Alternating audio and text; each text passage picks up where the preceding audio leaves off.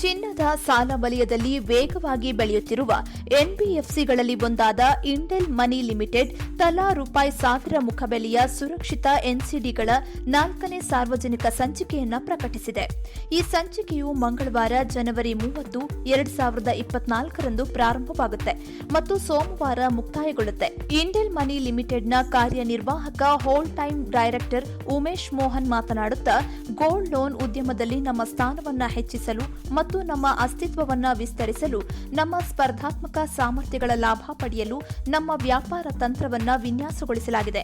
FY24ರ ಮೊದಲಾರ್ಧದಲ್ಲಿ ಕಂಪನಿಯು ತನ್ನ ಲಾಭದಾಯಕತೆಯ ದಾಖಲೆಯ 568.86ರಷ್ಟು ಏರಿಕೆಯೊಂದಿಗೆ ಕಾರ್ಯಕ್ಷಮತೆಯನ್ನು ಪ್ರದರ್ಶಿಸಿತು.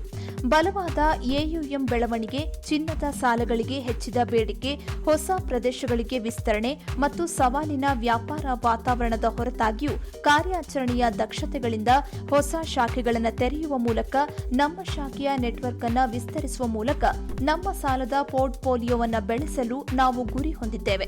ಹೆಚ್ಚಿದ ಆದಾಯ, ಲಾಭದಾಯಕತೆ ಮತ್ತು ಗೋಚರತೆ ಶಾಖೆಯ ಜಾಲವನ್ನು ಚಾಲನೆ ಮಾಡುವ ಅಂಶಗಳಾಗಿವೆ.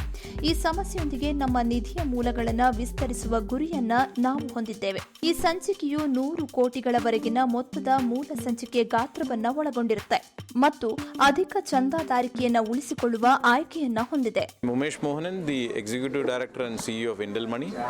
So today we are here in Bangalore to introduce our 4th non-convertible debentures public issue, and we have done 3 public issues consecutively in last 3 years. We have been subscribed more than 120% for last 3 times, and this time we have come for the press release and the introduction of the subscription in Bangalore, and looking forward from good support from Karnataka, and we expect all your support and prayers. Thank you very much. My name is Jijit. I am the business head of Indel Money. We gather this program to call up all the media people to introduce ourselves. We are here in this platform of gold loan since last 36 years, and now it's our 4th series of NCD, which is coming up on 30th of Jan till 12th of February. The issue is the debt equity for an amount of 200 crore, which we will be utilizing for our gold loan in next 3 months.